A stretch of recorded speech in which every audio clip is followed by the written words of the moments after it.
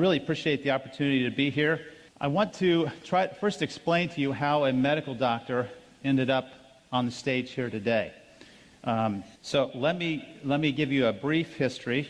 I did my undergraduate work at Brigham Young University, and my first semester in college, 6 weeks into the semester, I got a pretty bad case of mono. And so I was in bed in my dorm room for about 6 weeks, missed a lot of classes. The end of that semester, my grades were not that good.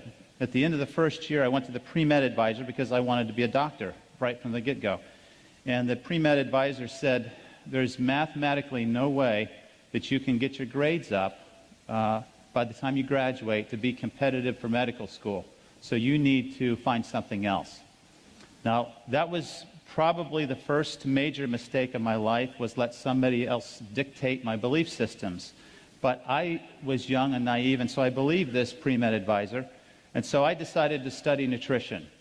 And I got my bachelor's degree in nutrition, and the plan was to get a PhD in nutrition. So then I went to Ohio State University, and there I was working on, it was a 5-year PhD track. I was hired as the laboratory technician, so I was working in the lab, helping my fellow students get their master's and PhDs, and working alongside them, working on my own. About 3 years into that, I decided that I didn't want to spend the rest of my life working with animals and with test tubes. I wanted to work with people. And my belief system started to change. And the belief system was, I was doing well in graduate school. I thought I was competitive and I could get into medical school. So I applied, and I was accepted. And I told them, if you'll just give me 1 more year, I'll finish my PhD research, because the coursework had all been completed.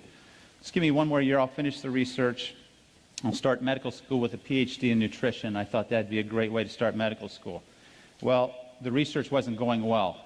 And at the end of that year, I wasn't ready. I wasn't done with my doctorate. So I asked them if they would extend me for another year, which they said, sure, we'll hold your spot for another year. Kept working on the research project that didn't work. At the end of that year, I asked for another year extension. They said, sure.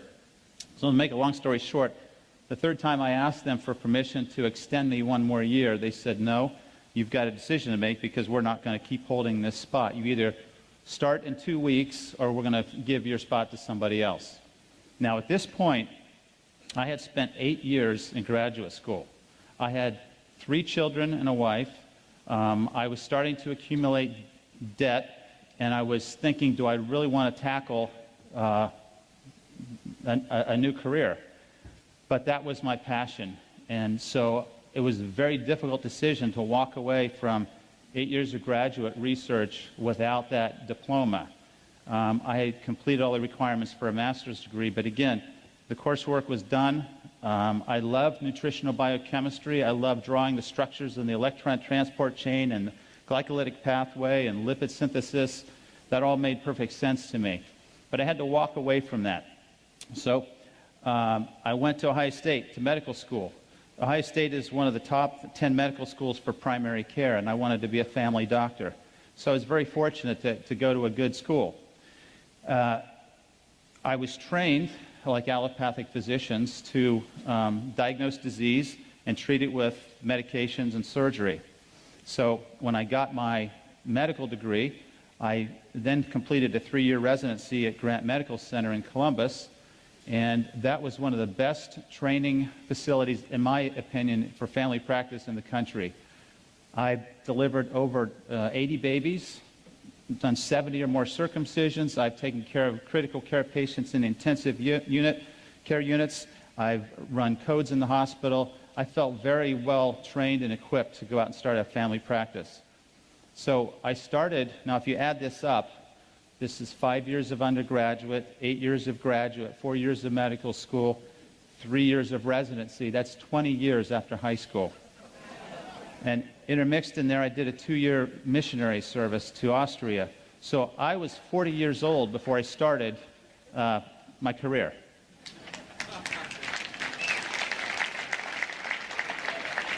And that's not to brag about my intelligence. the message there is I'm very persistent and very determined, and my wife put up with an awful lot through those 20 years. I went to a small community in Northeast Ohio to begin my medical practice, armed with my prescription pad. And within about 2 years of seeing common diseases, I thought, this is crazy. I'd forgotten all that nutritional biochemistry, but then I realized high blood pressure, heart disease, diabetes, acid reflux, these are lifestyle issues. If I could just educate my patients on how to live a healthier lifestyle, they wouldn't need all this stuff. So I tried to do that, but I'm very generous with my patients. I give them 15 minutes for a visit. A lot of physicians only give you 7 minutes, and that's just a tragedy. So my 15-minute visit with a patient was extending into 45 and 60 minutes as I was telling them about the nutrition and the exercise physiology that I learned. And before I knew it, I was an hour and a half behind in the office, and nobody was happy. So as a result of my desire to educate patients, I developed a program, a wellness program. It's a 12-week program, and it's about 6 weeks of nutritional information, 3 weeks on exercise, a couple classes on disease prevention, and it's really about self-healing. And this, I was fortunate to get a government grant to fund this through Health and Human Services. I'm really proud of this program. It's 12 weeks. We've had over 1,600 graduates of the program. After each class, we get a critique, and we find out what people are thinking and how they feel about the information, and they've taught me a great deal. This is the lay public. I've learned a lot about what people want in wellness. I believe that the body is designed to heal itself, and everything that I've spent my life doing has supported that. Now, this morning, I always get a little bit anxious before I'm speaking to a large group. This morning, I knelt down, and my prayer was, help me to help this group understand one thing, that you have a body that is a self-healing, miraculous temple, and that if you will take care of it, it will last you a long time and allow you to really live a full life.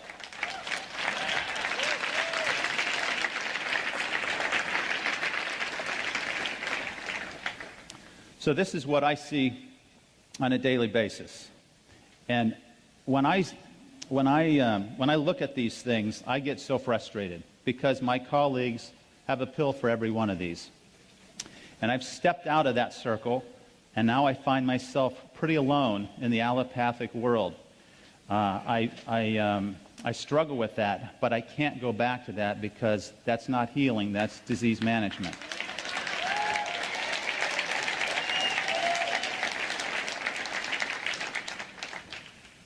I think most of you know this. Heart disease is the leading cause of death.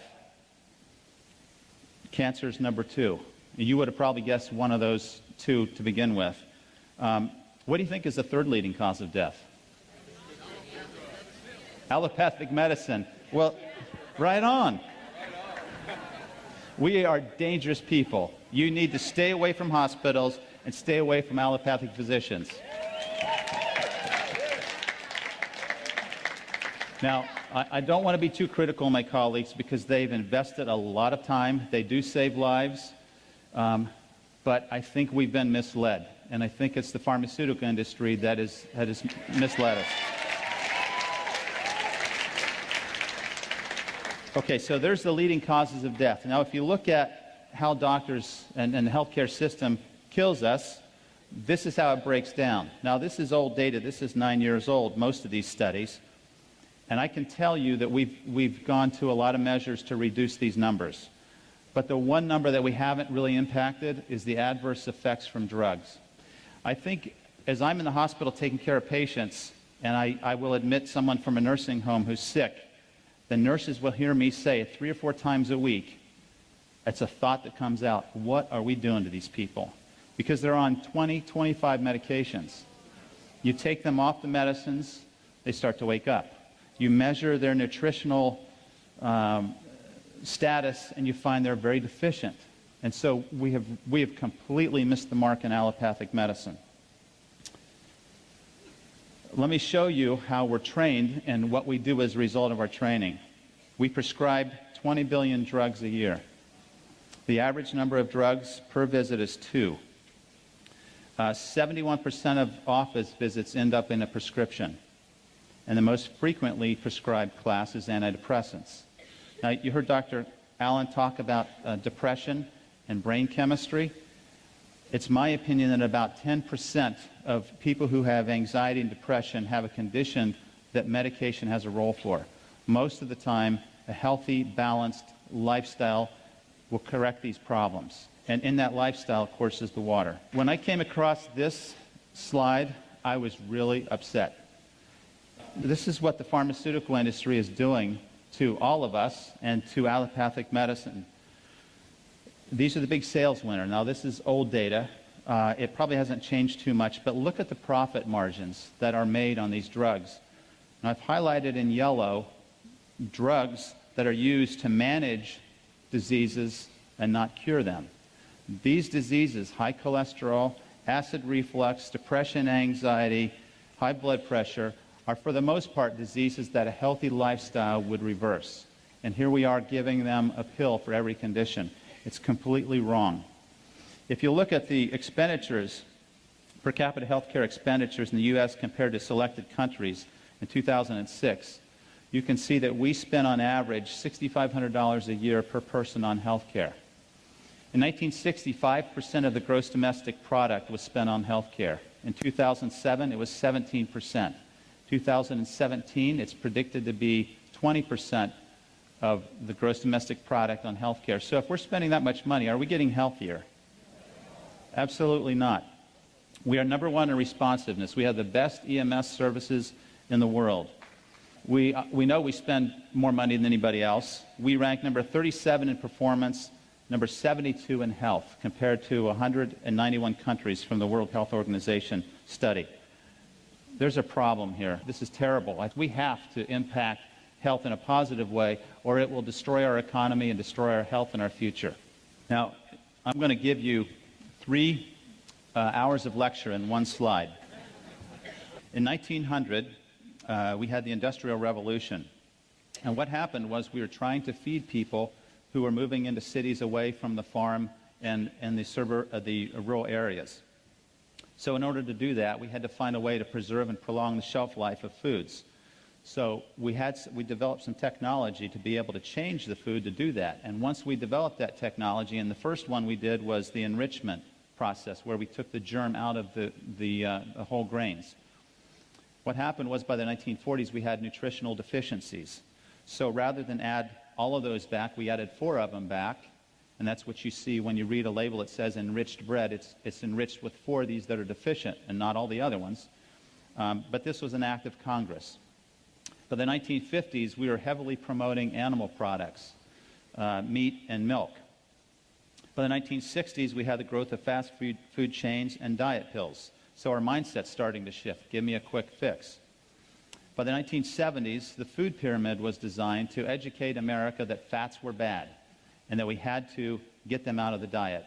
Well, fats are still bad if they're the wrong types of fats. And clearly, the carbohydrates that the food pyramid tells us to eat will make us gain weight and will cause disease. So this food pyramid concept has failed miserably, and we're paying the price for it. One of the reasons is in the 1970s, high fructose corn syrup entered the diet. Now, fructose is a fruit sugar.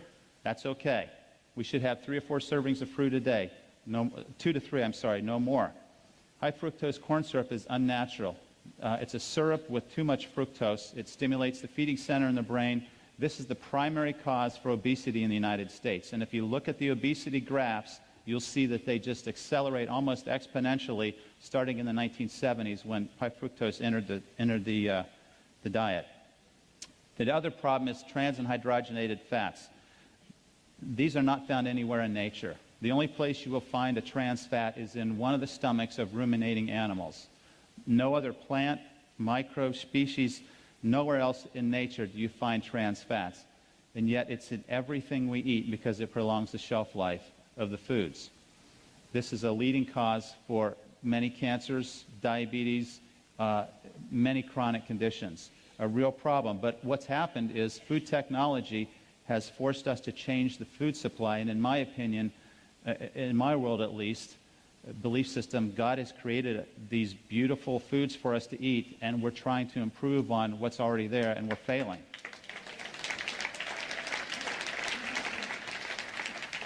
And we have microwaves, and if you haven't done this experiment, I encourage you to try it, what that type of energy will do to the antioxidant capacity of the water, and you will be afraid to use the microwave in the future. Okay, if you want to increase your risk for cancer, you should eat these foods. If you want to increase your risk of cancer, these are the foods you eat. If you want to decrease your risk of cancer, eat the foods God has prepared for you. This is really not hard. The best food that you can find in a grocery store is on the perimeter. Spend your time in the produce aisle. If you look in the center of the grocery store, it's going to be packaged, processed foods. They're going to be altered, modified, and nutritionally depleted. You want to stay away from those foods. Okay, a third of you are going to die from heart disease. A third of you are going to die from cancer. That's pretty, when you start thinking about that, we could go down the row here and start asking, well, how are you going to die? Because it's going to be one of these two. Heart disease, cancer, two leading causes of death. If you want to prevent heart disease, it's a healthy lifestyle. Now, there are going to be people who, despite doing everything they can, they're going to have high blood pressure. They need medicine. There are going to be people that, despite everything they can do, will have high cholesterol and diabetes. They need medication. But more often than not, a healthy lifestyle would reverse these diseases. And this is a really impressive slide. Several studies were done, large studies, looking at the effect of lifestyle changes in chronic diseases. And the conclusion of these studies was that 91% of diabetics have a condition that a healthy lifestyle would reverse or prevent. 82% of people who have heart disease have a condition that a healthy lifestyle could prevent. 70% of strokes are preventable, and 71% of colon cancer. I personally believe that colon cancer is about 95% preventable with a healthy lifestyle. But yet, what are we doing? We're accepting that this is how we're going to live the remaining years of our lives, and it's a tragedy. Sometimes in our quest for wellness, we fail to see that we are the answer. Okay, here's what I believe. One of my core beliefs is that the body is designed to heal itself. We have all these systems that are there to help us take the nutrition in that we eat and circulate it, use it, and then excrete waste. It's a perfectly designed, well-orchestrated, beautiful, again, temple that we've all been given. A couple things about the cell that I think are absolutely phenomenal. It has its own unique machinery to repair and heal itself. Millions of DNA repairs occur every second in our bodies. Every day, 10,000 free radicals attack the DNA of every cell of our body. As it's sitting here right now, free radicals are trying to destroy you. But you've been given this beautiful temple that can heal itself and can find these, correct them, and repair itself. Each cell contains its own set of organs. They're called organelles. And there's a fascinating story here about the cells that I don't have time to go into. But it's a lesson of harmony, balance, order, and interdependence that can be applied at a much broader level, even for us as a human organism. The cells sense and respond to their environment. And the way they do this is through the redox potential. You guys know this. You're measuring the ORP. The cells measure the ORP, and they respond. When there's a change, when it goes more positive, it signals an imbalance. It signals stress. And it initiates cellular repair. The cells communicate with and warn each other. And then finally, all proteins, lipids, and nucleic acid or DNA interact with water. So certainly, it's critical that you present it with the best type of water there is, and we all know which one that is. A couple lessons from nature. I think if you go out and study nature, there's so much that we can learn.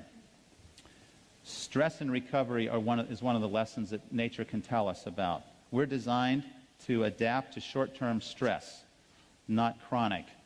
So the acute inflammatory response is to help us heal.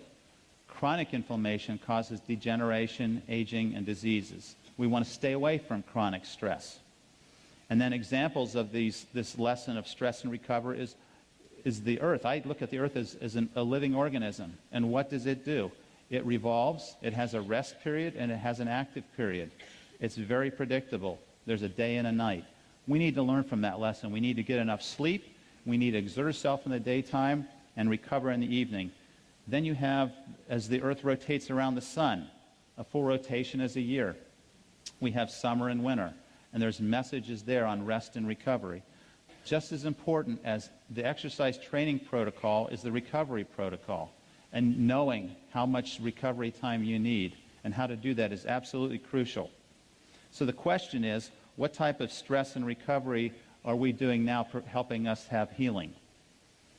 So if you were going to fill in the blank here, our health is threatened by one process, what would you say? Oh, I've heard it. Okay. I'm going to say it's stress. So we need to talk about that for a minute, and I'm going to try to move on. This is the definition of stress. It's an imbalance of forces. Okay, so we have two types of stress. When we have an imbalance of these forces, you will have back pain if you're imbalanced in your posture. You will have all types of dysfunction if there's too much stress. This will lead to disease and dysfunction. However, if you have a balanced lifestyle, you will have harmony with natural laws, and you will be guaranteed healing and wellness. So we need to understand what stress does to us. Now, this stress can be, we can talk about this at every level. We can talk about this at the level of an atom, of a cell, of an organ, of a human body, and also as a community. And the concepts are the same. This is mind-boggling information, in my opinion. So I want to talk about oxidative stress because that's what pertains to what we're doing with the water. It is the mechanism of disease and aging. So oxidative stress is another way of saying free radical destruction. Free radicals are unpaired, negatively charged electrons or particles. They fly around the nucleus. They move at high speeds. They steal electrons from adjoining or adjacent atoms, and when they do that, they become stable, but they create an unstable atom in the atom that's lost its electron. This propagates itself in a very rapid, chain-like event, a nuclear reaction, you could say, in the cell, until there's a vulnerable endpoint where destruction occurs. These free radicals have a very short lifespan, a trillionth of a second, but that's just enough to cause significant damage. It's like a spark from a fire. And it was proposed in 1956 that this was the root cause of aging. But we haven't really paid too much attention to free radicals until just recently. So here's an example of a free radical. You have an atom that's stealing an electron. It's now stable, but now we've created an unstable atom. And it's going to react with another atom, and it's going to propagate until it causes destruction. Now, free radicals are all around us. Normal metabolism creates free radicals. Exercise creates free radicals. The microbes that are invading our skin and our respiratory tract and our intestinal tract, they're also creating free radicals. But that's okay, because what we're talking about is stress and balance. Our body is designed to handle that. If we do everything else right, we can handle these stresses. We have problems when we add additional stress from the free radical world in the form of air pollution and pesticides and herbicides, tobacco, radiation exposure. I would encourage all you women to look into thermograms as opposed to mammograms to reduce the radiation load.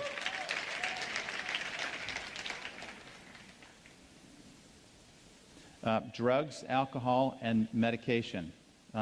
Any pill you put in your body is going to be absorbed, go through your liver, and your liver is going to check whether or not that belongs there or not. And if it's synthetic, the liver is probably going to try to destroy it to protect you. And some of us are really making our livers work overtime by the things we're taking in. Then we have dietary sources of free radicals. We have the hydrogenated fats, and we have high sugar diets. These are significant loads that we've put in our bodies over the last several years. Stress is an emotional response. Stress causes cortisol. How many of you would want to take 10 milligrams of prednisone every day for the next 20 years? Do you all know what that does to you? Suppresses your immune system, makes you gain weight, accelerates the development of cataracts and osteoporosis. But we get the same stress from cortisol, very similar molecule to prednisone, and if we have repeated stress, it can affect our bodies in much the same way. And then finally, injury and trauma can be sources of free radicals. So in the medical world, we don't say free radicals because we want something fancy. We say reactive oxygen species. And you have to practice saying species. That's a hard one. These are the terms that you'll see in the medical literature. These are the different types of free radicals. They have a positive oxidation reduction potential. They are oxidizing. There is some good that comes from free radicals. They are part of the immune process that is generated to fight off infection. If we're going to kill bacteria and funguses and viruses, we're going to use free radicals that our white blood cells generate to do that. So perfectly orchestrated, well balanced. Free radicals are a byproduct of ATP synthesis, which is what fuels every cell of your body.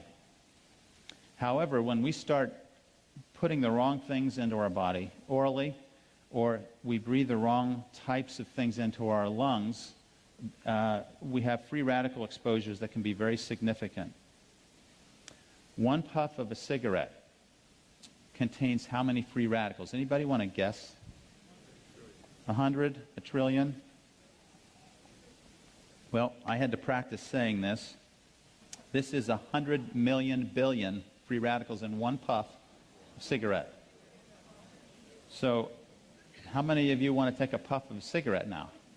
I mean, this is one of the things physicians harp on their patients: stop smoking. But this is a tremendous burden to our health.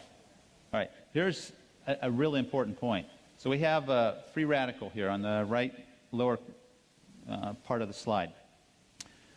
What we have on the top left corner is a specific molecule that has an extra electron. It can donate an electron and still remain stable. And when you have a molecule that can do that, it's a special molecule. We call it an antioxidant. So this stops the chain-like reaction and causes us to heal. Okay, so when if you look at the different types of free radicals, sources of free radicals, obviously I mentioned smoking. I mentioned alcohol, tremendous burden on the liver. I mentioned the foods that we eat, chemicals that we eat, ionizing radiation, exercise, and stress. But I don't have a pointer to show you this, but if you look at that cell on the left, you can see proteins, you can see nucleic acid, and you see the cell membrane. These are the end targets of destruction that free radicals will attack. And when they do, they change structure, they change physiology, they change our health. So some of you have seen this before.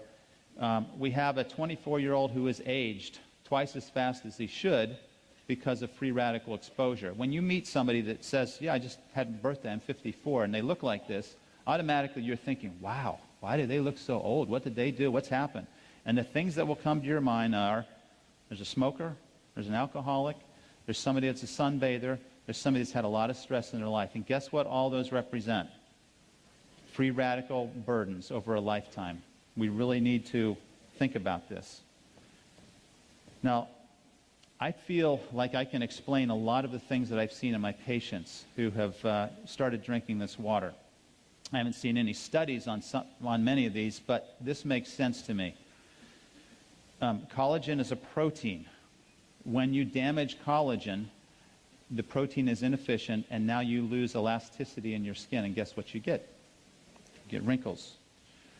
When you damage the elastin in a blood vessels stretch and contract. When you damage that protein, elastin, it won't stretch anymore. And as the blood squirts through that tiny opening, it doesn't stretch. Guess what happens to the pressure inside the artery? It goes up. So by the time you're 65, you have high blood pressure that you've never had. And you say, I don't believe I've had it, doc, because I've never had a problem with it. Well, after this many years of this type of lifestyle, you're going to have free radical destruction of that protein, and you're going to end up with hypertension. 2/3 of Americans who are senior citizens have this. When you damage the intimal lining of the arteries with free radicals, this is one of the propagating events of the atherosclerotic plaque. When you damage the DNA, you can have mutations and inefficient repair processes. You can also damage the insulin receptor, which is a protein that sits on the surface of the cell. And the insulin receptor has to bind to insulin. If it can bind to insulin, That's the trigger that opens the door for sugar to go into the cell.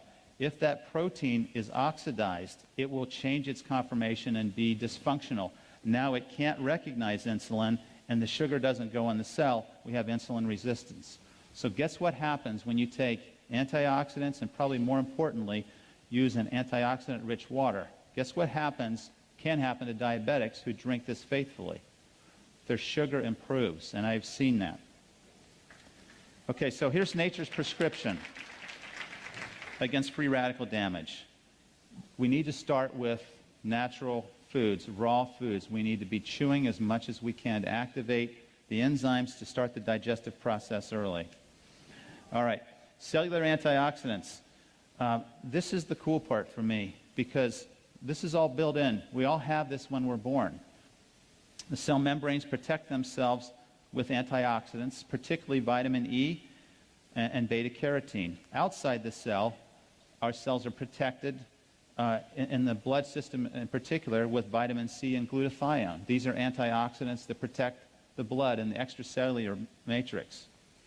Inside the cell, we're protected by glutathione, and Dr. Allen had a picture of glutathione up here. It's an amino acid analog, vitamin C and selenium. A lot of you are taking CoQ10. It's a great antioxidant. It's in every cell of your body in the mitochondria. If you take a cholesterol medicine, that should be part of the prescription, because cholesterol medicines will deplete CoQ10. Cellular antioxidants are listed here. So we have all these antioxidant systems to help us achieve this balance, and they can even regenerate themselves. If we get enough of these vitamins and minerals in our foods, we can regenerate some of this oxidative stress that's developing. Here's a list of foods that show you the oxygen radical absorbance capacity. It's a different set of units, but basically it's referring to the ability of these foods to act as a free radical scavenger. These are some of the most potent foods in terms of their effects on reducing cancer and oxidative stress. If you group these together, what you'll find is that berries and beans are some of the best groups of foods to help to provide you with antioxidant protection. So these types of foods need to be pretty heavy in our diet and should be foods that we eat on a regular basis. In addition, I personally believe that there's a role for nutritional supplementation, and I recommend many of these. There are some excellent herbs, there are supplements, and again, there are enzyme systems, and these enzyme systems require trace elements. Guess what happens when your diet is loaded in processed foods, enriched flours? Guess what you don't have in the typical American diet? You don't have adequate selenium, manganese, and zinc. So these antioxidant systems in your cells are starving for the cofactors they need to perform their job, and now they're inefficient, and you're leaving your cells vulnerable to disease. Okay, let me just briefly talk about these different levels of stress, because there is acidic stress, and that's a precursor to oxidative stress. The blood pH range is from 7.35 to 7.45. Acid is a byproduct of cell metabolism and repair. So just day-to-day metabolism produces acid. So what do we have to do with that acid? We have to get rid of it. And most of the acid we urinate. And so our urine will be slightly acidic because our body's doing what it should be doing. It has to retain a relative state of neutrality, or we will have problems. So we have buffering systems. In fact, there are 3 buffering systems in our body. And this brings out the point that it's crucial that we have a buffering system, because we cannot handle high levels of acid or high levels of base. We have to stay within that narrow range. So, from a medical standpoint, if you talk to your doctor about the pH capacities of Kangen water, this is what they're going to think of, because this is in the textbook that we all learned. And I'm going to just say that this is important, that at some point you have to respect where they come from. The primary buffer is the lungs. You can correct an acid-base problem very quickly by changing your respiratory rate. The second most powerful system are the kidneys. And the third are the chemical buffers in your cells. And this is primarily where Kangen water comes in. So I'm not going to underscore or devalue the importance of ionized water because it's clearly there. But from a medical standpoint, your physicians are going to kind of look at this and say, well, it only provides a small portion of the buffering capacity in the body.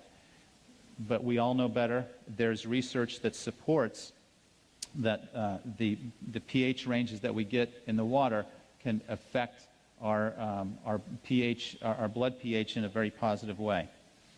Here's the pH ranges of various body fluids. I think this is important also to have an appreciation because, again, this is where your doctor is going to come at you with. Kind of interesting. The ideal pH is 7.4. Urine is a way to get rid of acid waste, so it's going to be more acidic. Your stomach is going to be the most acidic part of your body. Your intestines are alkaline. Skin is acidic because it's a protective barrier against microbes. It helps to deter those microbes. Saliva is relatively neutral unless you're eating a lot of sweets and refined carbohydrates, then it becomes acidic. The vagina is acidic because it's helping to protect against microbial invasion. It's an excellent entry point for bacteria, so the body creates an acidic environment so it can't do that.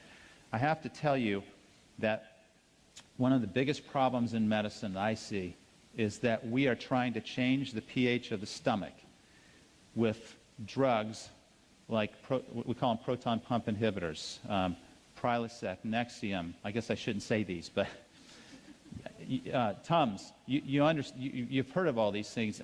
This is one of the worst things we can do for our health. Our stomach has a pH of 2.5 for two reasons. First of all, it's there to break down protein. If you lose that pH, you don't break down protein effectively. Secondly, it's a way to protect your body from microbial invasion. So you eat something that's got a bacteria in your food, your stomach is going to kill it. But if you're taking these medications to neutralize your stomach, you lose that barrier. A recent article came out that showed people who take these drugs for a long period of time have high incidence of aspiration pneumonia because those bacteria get into the lungs, and osteoporosis. This is a lifestyle problem, and I would never recommend anybody take these medicines for more than a month. If you have to take these medicines, your body is out of balance, and you need to get to the root cause and not mask it with a prescription pill. We have these acidic loads. So chronic states of acid reflux, or chronic acidic states. Just a couple of examples. Dr. Allen had a graph similar to this. The alkaline foods are the foods you get in the produce. These are the foods you grow in the backyard. These are the healthy, natural foods that have been here forever on this planet. The acid foods are the processed foods. They're man's modification of something that was already doing fine, and we've intervened, and now we've compromised the foods, and they're very acidic. This is a nice summary. When I first, in my wellness class 2 years ago, I had a lady who said, you know, I really like all this stuff. You really need to learn about ionized water. And I just said, oh, brushed it off because I thought that's kind of crazy. Every week she would say, we're having this meeting, you really ought to come. I finally decided to go just to keep her quiet because she was almost to the point of being annoying, just right on the edge of there, but not quite. So I went. And I wasn't so impressed with what I heard. I was impressed with what I saw, with the demonstrations. That's what hooked me. And since then, I have been promoting this. I had to start very carefully in telling my patients about this because I didn't want to be selling a machine to somebody as their doctor, and then they're not having any benefit, and they think the doctor's ripping them off. So this was I had to step outside of that circle very carefully in doing that. Fortunately, I have some friends here. Actually, they're patients of mine. And John and Pat, would you guys stand up? John and Pat Beadle. There you go. Thank you. I've been wanting to say for a long time to a large crowd, the Beatles are here. They have really helped me have more courage because they got a unit shortly after I did, and they have been, the Amish community in our nearby county has just blossomed with the water units, and they have story after story after story. It's incredible, and so I really appreciate what they've done to support me and help me, and we're having a lot of fun together. We all know about Dr. Warburg. We know what he said, that cancer thrives in an acidic, oxygen-depleted environment. So how do we create that? We eat the processed foods. We eat what the typical American diet would tell us to eat. How do we create oxygen depletion? We stop moving. If you want to run away from death, run away from death. The closer you get to not moving, the closer you are to being a corpse. So just remember that. Now, I haven't seen the research to support this statement, but I think the corollary is true, that cancer can't grow in an alkaline, oxygen-rich environment. So I have a friend with a brain cancer. I bought him a unit. I sent it to him. I said, I want you to drink as much of this water as you can. I want you to take these antioxidants, and I want you to take a walk every day, get your heart rate up, get oxygen in your lungs. That's the best treatment that I know of for that brain cancer. And I can tell you that he's had 2 brain cancers, and his cancer has not grown in the last 2 years. So it's a phenomenal story. Okay, I'm going to just let you kind of glance at these, because now I do have to wind down pretty quickly. We dehydrate pretty easily, and I'm very dehydrated now. When we wake up in the morning, we're dehydrated. You need 20 ounces probably of water first thing in the morning. And for me personally, my health is pretty good. When I started drinking the water, I felt so energized in the morning. I judged the intensity of a workout in the gym by how sore my muscles got until I got Kangen water, and then that blew that right out of the water because they didn't get sore anymore. So I knew the water was doing something for me. Okay, there's dehydration states. There's evidence for microclustering. This was the one concept that I struggled with a little bit initially because I wasn't sure of the science behind this, but I'm confident in the science behind this now. Alkaline water has reduced or a lower nuclear magnetic resonance state. If we had microscopic eyes, you could see that every atom in the universe is vibrating. When you energize this water, you change the vibrational state of the water molecule from a high resonating vibration to a lower resonating vibration. That allows the water molecules to cluster together closer and tighter. If it's a higher frequency of resonation, it won't cluster. So that's why we're able to microcluster the water. Okay, so let's see. Lower surface tension, we can measure this. And again, this is reported data. So for a physician who likes to see the evidence, it's there. Here's the hexagonal or ionized water. So this is the frequency of those vibrations. A much lower frequency, the molecules can, because they're polar, they can get closer together and cluster. Okay, we all understand the chemistry. Let me just try to skip to the end here. We talk about the ORP. Okay, there's evidence of internal benefit. And I don't know if this, I think Dr. Allen alluded to this article earlier, that electron-rich water has a high pH and significant ORP, and it has been shown to protect the DNA from damage due to free radicals. Here's an article on the anti-cancer effect of water where they injected mice with melanoma cells. Melanoma is a very fast-growing cancer of the skin. They injected it into their bellies, and under their skin, they gave one group alkaline-rich water, another group tap water. The alkaline-rich water had very slow tumor growth rate and virtually no metastases. So this would be one of my first-line treatments for someone with cancer. Electrolyzed water, let me skip this one. This one talks about its ability to improve diabetes. And for those of you who are trying to provide support to medical people, if you'll go to pubmed.com, that's short for Publish Medicine. So pubmed is .org, not .com. Pubmed.org. You can find these articles there, and you can arm yourself with abstracts to show them that there's evidence. It's all in the Japanese and Korean literature, though. Here's another one that shows its effect on diabetes in mice. There's one on, let's see. Oh, here's a neat one. If you ever have a rat that's drunk, if you give them ionized water, they get over their hangover really quickly. That's toxic to the liver. This is powerful. I think Dr. Filzer is talking about this on the video. this is a very strong study that showed that three of the most virulent and dangerous bacteria can be killed with the oxidized water with a high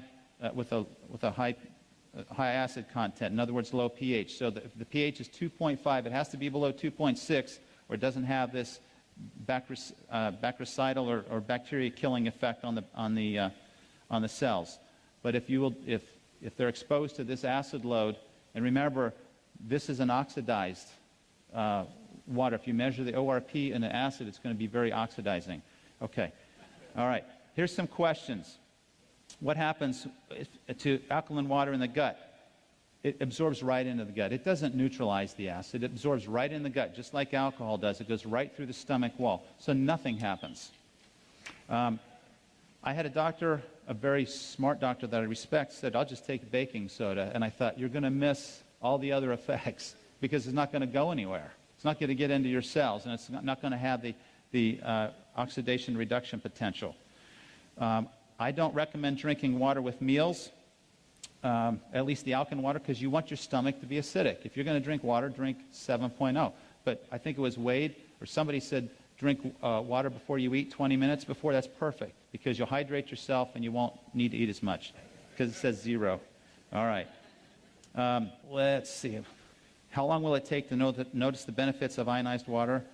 Probably not long for most people. And as you know, you've had the experience. A lot of them say, I don't think this has helped me at all. They stop drinking it, and then there's a contrast difference, and then they say, I need one of these. Can ionized water cure any condition? What we know is that it can support the cells so the cells can heal themselves, and that's what it does. When you're trying to get your doctor to listen, you first need to understand where they're coming from. They're busy, they're stressed, and they don't have time for the latest healing remedy. So you need a short 2-minute presentation to the point. You need to understand they want to see the data, and you have to know that they don't want to harm their patients. I was afraid that I might harm somebody initially with the water, so I was very reluctant. I wasn't very vocal. Now I'm much more vocal because I've seen so many positive things happen. So once you understand them, then you can help them. You can make yourself understood. Make it brief and compelling, provide them with data, and ask them to drink the water themselves. Here's the keys to health. This is second to last slide. Believe in your body's ability to heal itself. Create a healthy mindset. It all starts in the mind. I can't tell you the power of the mind. I think we know this, but we need to be reminded of this daily. We need to manage stress. Stress is a killer. Stress will send your hormones rocketing and your blood pressure up and make you tired. It's absolutely awful. So we need to rest, relax, laugh, express gratitude, and probably the most important thing we can do is help other people, which is what you're doing. We need to move, which means exercise. We need to eat from nature's menu, which is primarily plant-based. Supplement when necessary. And the last one here is bioidentical hormones. I've done that in my practice. It's phenomenal for menopausal, perimenopausal, women with PMS and men with erectile dysfunction. This can make a big difference. But it's a lifestyle issue that got them there to begin with. So we're back to lifestyle. Finally, drink this ionized water every day. Thank you.